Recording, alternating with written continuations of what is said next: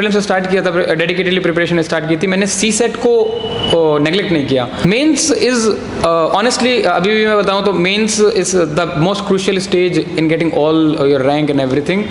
कुछ लोगों का इंटरव्यू कुछ एक्सेप्शनली अच्छा चला जाता है, बट वो कुछ लोग होते हैं how my answer should look.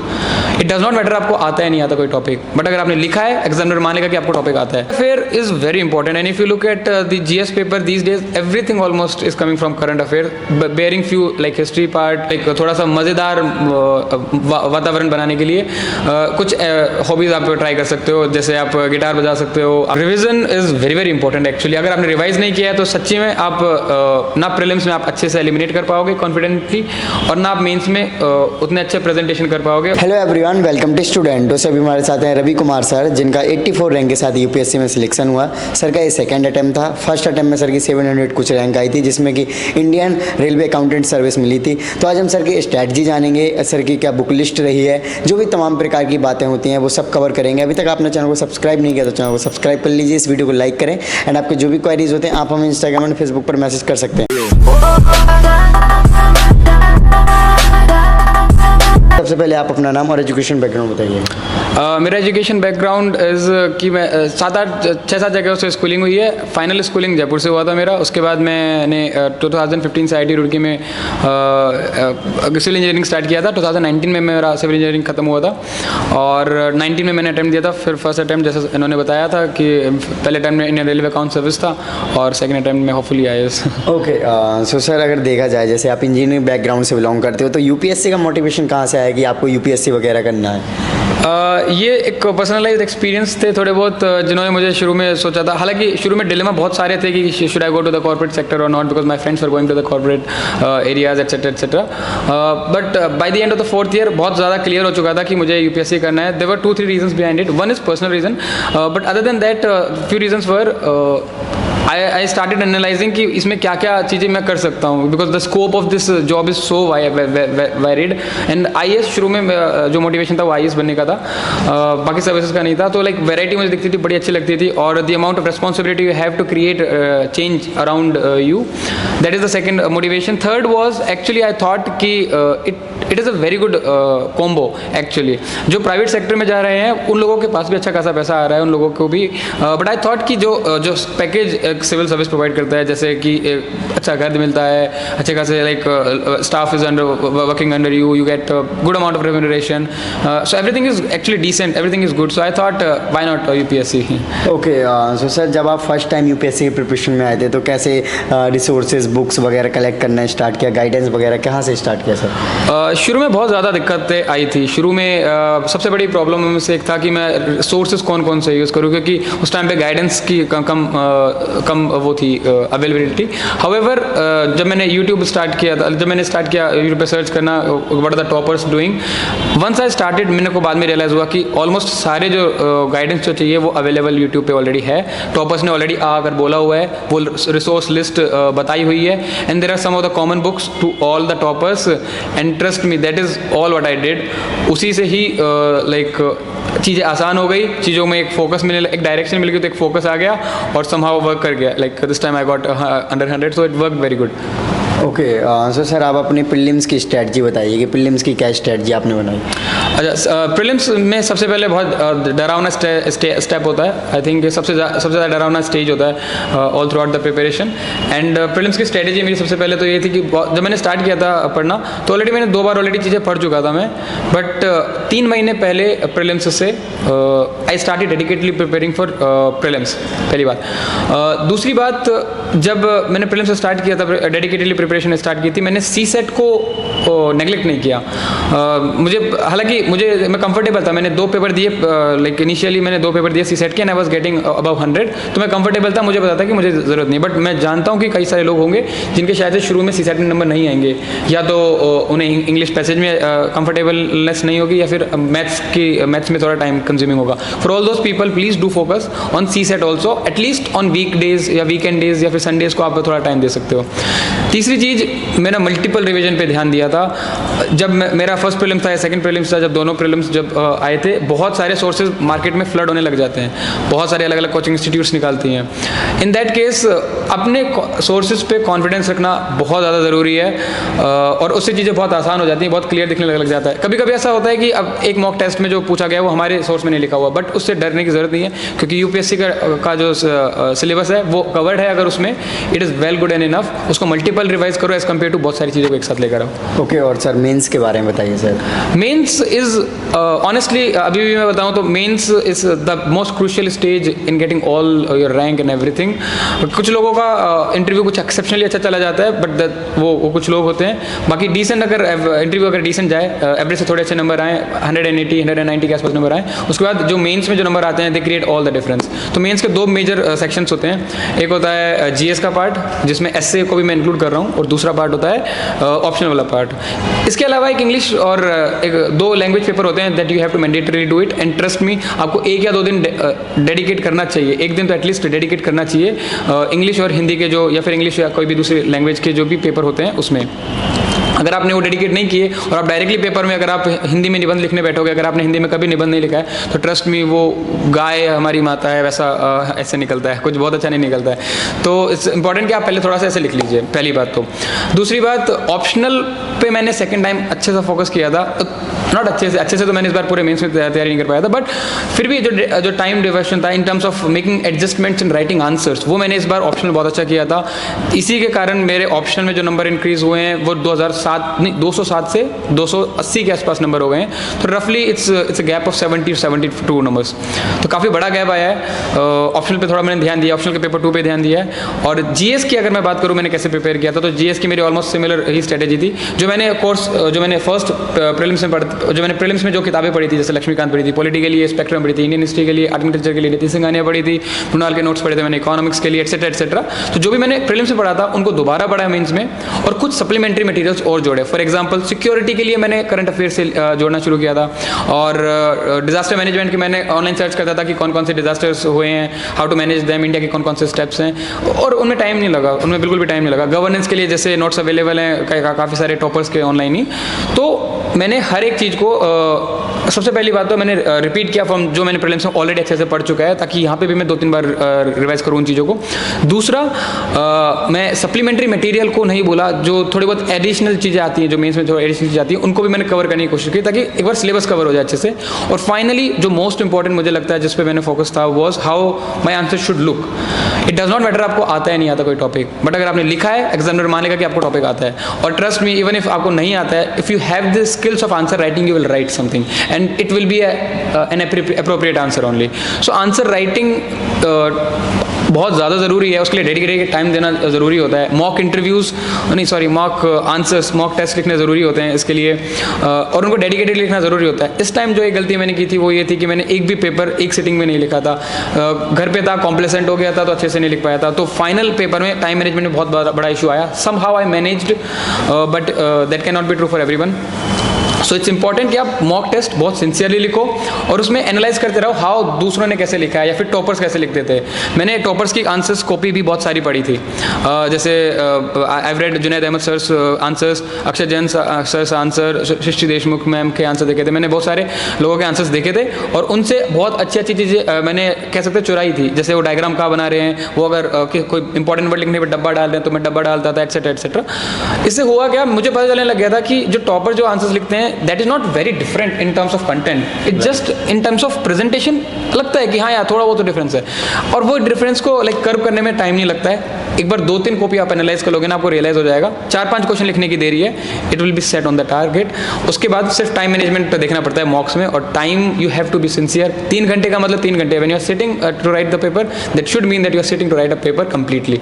3 घंटे पूरे लगातार बैठते रहना, this is what I think what I did. Right sir. Okay, so sir आपका ज्योग्राफी ऑप्शनल रहा, तो ऑप्शनल कितना हेल्पफुल रहा आपकी ये अचीवमेंट या सक्सेस पाने में? Okay, last time my geography optional में number were 207 only, especially in paper 2 where I got only 84 number. They were abysmally low, बहुत ज़्यादा कम थे सेलेक्ट होने के लिए।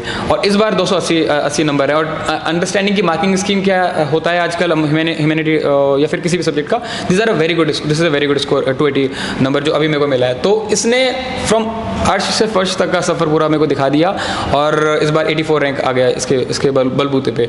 सो ऑप्शनल इतना ज़्यादा इंपॉर्टेंट होता है, ये आपको तभी रियलाइज़ होगा जब आप आपके स्कोर कार्ड देखोगे या फिर जब आप पेपर देने जाओगे। कई लोग इतना ख़राब कई लोगों का इंटेंटेशन मैथ्स का नहीं होता है, वो स्टिल मैथ्स ऑप्शनल ले लेते हैं, तो they suffer in a longer time. Even preparation के दौरान भी अगर आपको लगता है कि ये जो सब्जेक्ट है पर्टिकुलर सब्जेक्ट जब आपके हित में नहीं है तब भी आप ले रहे हो, तो एक आपकी प्रिपरेशन जो स्टेज है वो बहुत ही दुखदायी सी हो जाती है। तो even during preparation and during getting marks आते वक्त भी दोनों टाइम ऑप्शनल डिसाइड करता है कि how you are enjoying and how you are getting a number. Right sir. So sir current affairs के बारे में बताइए। Current affair is very important, and if you look at the GS paper these days, everything almost is coming from current affair, bearing few like history part, some of the parts of governance and etc. Almost सारी चीज़ें current affair से आ रही हैं। अभी current affair के sources इतने सारे varied हैं in the market that it is tough कि हम कहाँ से लें। ट्रस्ट मी, किसी भी एक कोचिंग इंस्टीट्यूट का अगर आपको मटेरियल मिल जाता है जिससे आप साथ आप कंफर्टेबल हो, that is good. It is good even in the prelims, in the mains, even in the interview, everywhere it is good. आपको उसको मल्टीपल टाइम्स रिवाइज करना चाहिए। ऐसा नहीं होना चाहिए आपने 3 जगह के सोर्स ले लिया और एक बार पढ़ा है, ऐसा होना चाहिए एक जगह का सोर्स लिया और 3 बार पढ़ा है। उसी से आपकी प्रोडक्टिविटी निकलेगी, उसी से आपके आंसर्स में क्वालिटी निकलेगी। ऑप्शनल या हाँ, तो ऑप्शनल से related actually it's very important कि हम टेस्ट सीरीज भी ज्वाइन करें ऑप्शनल की, ताकि हमें आंसर राइटिंग टाइम मैनेजमेंट वगैरह की थोड़ी पकड़ हो कि कितने आंसर्स कितने समय में लिखने हैं। उस केस में मॉक टेस्ट लिखना बहुत इंपॉर्टेंट हो जाता है। मैंने पर्सनली दोनों टाइम मॉक टेस्ट लिए थे। इन द फर्स्ट अटेम्प्ट मैंने GS स्कोर की ऑप्शनल टेस्ट सीरीज ली थी ज्योग्राफी की, और इन माई सेकेंड अटेम्प्ट मैंने शबीर अहमद सर की टेस्ट सीरीज ली थी। Trust me, when you are writing an answer in the exam environment, it is very different as compare to your right जब आप घर पे लिखते हो आंसर्स। तो आप लिख लीजिए घर पे, मॉक टेस्ट लीजिए, और इफ़ हो सके पॉसिबल हो सके तो ऑफलाइन पेपर दे दीजिए। अगर नहीं हो सकता है then it is well good and enough, have dedication at home, but या test series is actually must to actually know how the time is to be managed. Okay, so sir जो ऐसे writing वगैरह है जैसे आप बता रहे थे, तो वो कितनी ज़्यादा हेल्पफुल है? ऐसे writing is very very important. The thing is, अगर आपने ऐसे लिखा नहीं है और आप सोचते हो कि डायरेक्टली वहाँ पे आप ऐसे क्रिएट करोगे और क्वालिटी का, तो ऐसा नहीं हो सकता। कुछ केसेस में हो सकता है बट ये सेफ़ नहीं है, ये खेलना सेफ़ नहीं है। एंड वाई टू रिस्क, जब आपका सिलेक्शन ही अगर गड़बड़ हो सकता है तो वाई टू रिस्क इट। तो इट्स इंपॉर्टेंट कि आप ऐसे को पहले लिख चुके हो, कंफर्टेबली 7-8 ऐसे आपने लिख लिए हो और आपको पता चल गया हो, आपका बेसिक टेम्पलेट बन गया हो दिमाग में। होता क्या है, जब अपन 3-4 ऐसे लिख लेते हैं तो हमें बेसिक टेम्पलेट आ जाते हैं दिमाग में कि हम यूजुअली ये एरियाज कवर करते हैं, ये अगर कोई टॉपिक आता है तो हम ये क्वेश्चन पूछते हैं उस टॉपिक से, और ऐसे आंसर्स लिखते हैं। अगर बेसिक टेम्पलेट बना हुआ होता है तो ईजियर होता है जब अपन फाइनल पेपर में जाते हैं। तो एटलीस्ट अगर मान लो कि कभी टाइम रन आउट कर जाए, फॉर एग्जांपल अभी हुआ था मेरे साथ, इस बार मैंने पहले ऐसे को 1 घंटे और 50 मिनट के आसपास लिखा था, तो दूसरे ऐसे के लिए मेरे पास 1 घंटे और 10 मिनट या 7 मिनट के आसपास रहा था। इन दैट केस बहुत हेल्पफुल रहा कि मैंने पहले ऐसे लिख लिए थे, तो मेरे पास एक बेसिक टेम्पलेट था। हाँ, मैं सोशल एंगल डालता हूँ, ये एंगल डालता हूँ, वो एंगल डालता हूँ, I ask different question from this वगैरह वगैरह, और मैंने 1 घंटे 10 मिनट में कैसे हो गया था। अगर मेरे पास बेसिक टेम्पलेट नहीं होता तो क्वालिटी भी गिर जाती, एक मैं काम भी नहीं रह पाता, और मेरा ऐसे भी हो सकता है कि छूट जाता। और ऐसे अगर आपने अच्छे से नहीं लिखा है तो trust me, you can lose 15-20 number आप लूज कर सकते हो अगर आपने ऐसे सही से नहीं लिखा है। तो इट्स एक्चुअली इंपॉर्टेंट। डरने की जरूरत नहीं है, लिखने की जरूरत है बिफोर हैंड। एटलीस्ट 4-5 ऐसे तो लिख लेना, सेफ रहने के लिए 8-9 ऐसे लिख लेना पहले। ओके, और सर आप स्टे मोटिवेट या स्टे कंटिन्यू स्टडी करने के लिए क्या करते थे सर? सबसे पहले तो मैं इनके चैनल देखता था, बहुत अच्छे होते थे कभी ऑनेस्टली। और बट हाँ, to be on a motivated side, find the reason why. It might be a changing reason. हो सकता है शुरू में आपके जो रीज़न थे वो रीज़न आज नहीं है, but always try to find that reason कि आप क्यों करना चाहते हो ये। अगर आपको पता होगा कि आप ये क्यों करना चाहते हो तो ट्रस्ट मी, करने में ज़्यादा जोर नहीं आएगा, ज़्यादा दिक्कत नहीं आएगी या परेशानी का सामना नहीं करना पड़ेगा आपको। तो always find that reason. Second is, कभी बंद मत रहिए रिगार्डिंग प्रिपरेशन। आपको, अगर आप इंट्रोवर्ट हो रिगार्डिंग दैट, या हो सकता है कई लोग हो सकता है अपनी फीलिंग्स को जाहिर नहीं कर पाते, that is a totally different thing. But as far as the preparation motivation is concern and as far as the stress is concern, please be open to the parents. आप अपने फ्रेंड्स के साथ लगातार, अगर आपको गुस्सा आ रहा है, कोई चीज़ नहीं हो रही है, अगर आपको टेंशन हो रही है, always have someone that you can open up with, चाहे वो माता पिता हों, चाहे आपके दोस्त हों, या स्पेशल फ्रेंड्स हों, या कोई भी हो, आप प्लीज़ उनके साथ कॉन्टैक्ट रखिए। और finally I would say keep one hobby और one activity that is keeping you enjoying brain, like you know, like थोड़ा सा मज़ेदार वातावरण बनाने के लिए कुछ हॉबीज़ आप ट्राई कर सकते हो, जैसे आप गिटार बजा सकते हो, आप क्रिकेट खेल सकते हो, या एक कमेंट्री देख सकते हो, फुटबॉल देख सकते हो, एक्सेट्रा एक्सेट्रा। ये सारी चीज़ें इंटरव्यू में भी बहुत काम आएंगी, but just to enjoy this process and remain motivated, very very important is you have some hobby with you. Okay, so sir NCERT को लेकर काफ़ी कंफ्यूजन रहता है, तो ओल्ड और न्यू एनसीईआरटी, या फिर कौन सी एनसीईआरटी, सॉरी सर, ओल्ड और न्यू एनसीईआरटीज़ को लेकर काफ़ी कंफ्यूजन रहता है, तो न्यू एनसीईआरटीज़ पढ़नी है, फिर कौन सी एनसीईआरटीज़ कौन से क्लास की पढ़नी है? See one of the thing is कि मैंने कौन सी एनसीईआरटी पढ़ी, I be very clear on this. मैंने सिर्फ 11th और 12th की ज्योग्राफी की एनसीईआरटी पढ़ी थी, और एक 11th क्लास की मैंने पॉलिटिक्स या सिविक्स के नाम से जाना जाती है, वो पढ़ी थी मैंने। उसके अलावा मैंने कोई भी एनसीईआरटी नहीं पढ़ी है। हालांकि मेरा मानना है कि अगर आपने एनसीईआरटी अच्छे से पढ़ी है और अलग अलग सब्जेक्ट्स की पढ़ी है, जैसे आपने हिस्ट्री की पढ़ी, इकोनॉमिक्स की पढ़ी है, ज्योग्राफी की पढ़ी है, इन सब की पढ़ी है, तो ये बहुत हेल्पफुल होता है to build a very good foundation. अब बात आती है ओल्ड एंड न्यू एनसीईआरटीज़ की, तो मैंने देखा है कि कई लोगों में डिलेमा रहता है कि ओल्ड करनी चाहिए, न्यू करनी चाहिए। कुछ चीज़ें हैं जिनकी ओल्ड किताबें थोड़ी बेटर है as compare to the newer versions. For example history is one of those topics, right? तो अगर आपको हिस्ट्री अगर ट्राई करनी है तो आप ओल्ड एनसीईआरटी जज कर सकते हो। अदर देन दैट मेरे हिसाब से ऑलमोस्ट सब में क्वालिटी सेम ही है। हो सकता है थोड़ा कंटेंट में थोड़ा वेरिएशन आ जाए, हो सकता है कि कुछ कंटेंट कम हो न्यू एनसीईआरटीज़ में, तो वो कंटेंट आपको इजीली आप वापस जाकर ओल्ड एनसीईआरटी से कवर कर सकते हो। बट आप कोई सी भी एनसीईआरटी करिए, पर्सनली तो मुझे ऐसा लगता है वो एक अच्छी फाउंडेशन बना ही देगा, और जो इन्फॉर्मेशन लायक है वो आप रेफरेंस बुक में आपको इजीली मिल जाएगा। अगर आपको एनसीईआरटी ओल्ड एनसीईआरटी मिल जाती है, वेल गुड, अगर नहीं मिलती है तो new NCERT is also good. Okay, so sir friend circle आपका कितना हेल्पफुल रहा आपकी जर्नी में? Friend circle is actually very very helpful. I remember in मेरे प्रीलिम्स के दौरान, मेरे मेंस के दौरान और मेरे इंटरव्यू के दौरान जो लोग जिनसे मैं कम्युनिकेशन करता था in terms of UPSC preparation, ये हमेशा कांस्टेंट रहे हैं, और इन लोगों ने हमेशा मुझे मोटिवेट करने की कोशिश करी है। भले ही मेरा दिन कितना ख़राब जाता था, कभी कभी मॉक में 60 नंबर आते थे, 70 नंबर आते थे, कभी मैं पेपर पूरा नहीं कर पाता था, but they were always there to help me. So it's actually important to have a friend circle.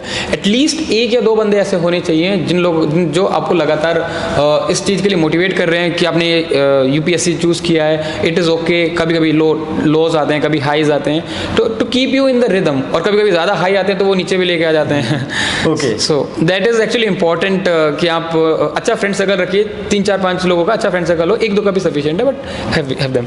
Okay, जो सर रिवीजन के बारे में बताइए, आप रिवीजन किस प्रकार से करते हैं? Revision is very very important actually. अगर आपने रिवाइज नहीं किया है तो सच्ची में आप ना प्रीलिम्स में आप अच्छे से एलिमिनेट कर पाओगे कॉन्फिडेंटली, और ना आप मेंस में उतने अच्छे प्रेजेंटेशन कर पाओगे, और इंटरव्यू में तो फंबलनेस आ ही जाएगी अगर आपने रिवाइज चीज़ें नहीं करी है तो रिवीजन से this exam is all about revision. तो आप एक बार अच्छे से पढ़िए चीज़ें, और जब आप डेडिकेटेडली प्रीलिम्स के लिए तैयारी कर रहे हैं, फिर डेडिकेटली मेंस के लिए तैयारी कर रहे हैं, उन पे मेजर फोकस सिर्फ रिवीजन करना होना चाहिए। ऐसा नहीं कि मैं 1 2 4 किताबें और पढ़ लेता हूँ, ऐसा नहीं हो सकता है कि आप 4 किताबें पढ़ोगे और चारों के चीज़ें लिख दोगे, बट ऐसा ज़रूर हो सकता है कि एक किताब को 4 बार पढ़ोगे, उसकी चीज़ें डाल दोगे। और ट्रस्ट में ऑलमोस्ट सारी रेफरेंस बुक में उतना ज्ञान है जितना ज्ञान आपको IAS या IPS या कोई भी सिविल सर्विसेज दिलवा सकता है। ओके, जो सब्जेक्टिव टाइप के क्वेश्चंस होते हैं जैसे प्रीलिम्स के लिए खासतौर पे, तो उनको किस प्रकार से स्टडी करते थे आप या रिवीजन करते थे? सी सब्जेक्टिव वाले क्वेश्चंस आजकल तो बहुत ज़्यादा ही अलग क्वेश्चंस आने लग गए हैं, सब्जेक्टिव में भी काफ़ी स्ट्रेंज आने लग गए हैं। तो द थिंग इज़ सबसे पहले तो कोशिश करनी चाहिए कि सब्जेक्टिविटी को मिनिमाइज ही कर देना चाहिए, क्योंकि उनमें जो मल्टीपल ऑप्शंस जो अभी आते हैं प्रीलिम्स में, उनमें स्कोप मिल जाता है कि हम कुछ एलिमिनेट कर दें। फॉर एग्जांपल कई में एक्सट्रीम स्टेटमेंट्स यूज़ होते हैं, like this will remove all the poverty from India, this will create India into the heavenly land और समथिंग। सो एक्सट्रीम स्टेटमेंट्स को आप इजीली अवॉइड कर सकते हो। पहली बात तो ये सब्जेक्टिविटी को दूर करने के लिए। दूसरी बात, जो आपके कोर कॉन्सेप्ट हैं उनको अगर आपने अच्छे से रिवाइज किया है और मॉक टेस्ट में अप्लाई किया हुआ है तो उनको लेकर काफ़ी क्लैरिटी आती है। और भले ही वो चीज़ सब्जेक्टिव हो, बट अगर वो क्लियर कॉन्सेप्ट से आई है, आपको प्रॉब्लम नहीं आएगी और आप आंसर को टेक कर दोगे। और finally try to also use a little bit of judgement at that moment only. कैसे मैं बोल रहा हूँ, जैसे फॉर एग्जाम्पल सबसे पहले आप पेपर में उन क्वेश्चन को कीजिए जो शॉर्ट हैं, चाहे वो सब्जेक्टिव हो चाहे वो कॉन्सेप्शनल या वो कॉन्सेप्ट वाले हों, ऑब्जेक्टिव वाले क्वेश्चन कीजिए डायरेक्ट। फिर आप वो क्वेश्चन कीजिए जहाँ पे आपको सब्जेक्टिविटी ज़्यादा लग रही है, जहाँ पे आपको लग रहा है कि एरर जो है वो 50% का है, आप उनको अटैम्प्ट करिए और फिर देखिए आपने कितने क्वेश्चन अटैम्प्ट करें। अगर आपने यहाँ पर सफिशिएंटली 80-85 के आसपास क्वेश्चन अटैम्प्ट कर लिए, इट्स गुड, अच्छा है। बट अगर तब भी आपके सिर्फ 50 क्वेश्चन रह जाते हैं, फिर आप और नीचे आ जाइए, फिर और कंफ्यूजिंग वाले क्वेश्चन कीजिए, फिर और कंफ्यूजिंग वाले। सो अगर एक डेडिकेटेडली स्ट्रेटेजी होगी how to appear in the paper also, then the subjectivity का जो स्कोप रहेगा वो थोड़ा कम ही हो जाएगा वो। ओके, सो सर अगर देखा जाए नॉर्मली स्टूडेंट्स का टाइम टेबल को लेकर काफ़ी प्रॉब्लम में रहते हैं, तो आप टाइम टेबल क्या फॉलो करते थे, क्या स्लॉट में क्या पढ़ते थे? अच्छा, मैं सेकंड अटैम्प्ट का टाइम टेबल बताऊंगा तो आधे से लोग बिगड़ जाएंगे, इसलिए मैं फर्स्ट अटैम्प्ट को बताता हूँ जो मैंने बहुत अच्छे से तैयारी की थी, जिसके कारण सेकंड में मेरे को थोड़ा सा कंफर्ट था, कोई इशू नहीं आया था। तो फर्स्ट अटैम्प्ट में मैंने बहुत मेहनत किया था। Almost every day 10 to 12 hour की सेटिंग हो जाती थी, ऑलमोस्ट एवरी डे। और कुछ दिन होते थे 3-4 घंटे हो पा रहे हैं, और कुछ दिन कुछ भी नहीं हो पा रहा है। बट हाँ, यूजुअली लाइक 8 से 10 घंटे के आसपास सेटिंग हो जाती थी मेरी ऑलमोस्ट एवरी डे। अब वो होता कैसे था, तो मेरे एक्चुअली एवरी डे का शेड्यूल जो था वो यूपीएससी के अलाइंड में था। वो मैं फाइनल 4th ईयर के बारे में बता रहा हूँ, जब मेरी क्लासेस भी होती थी। तो I would wake up at around 9, would have breakfast, उसके बाद डेडिकेटली 3 घंटे का मैं एक स्लॉट निकालता था टिल 1-1.5। उसके बाद वापस आता था हॉस्टल।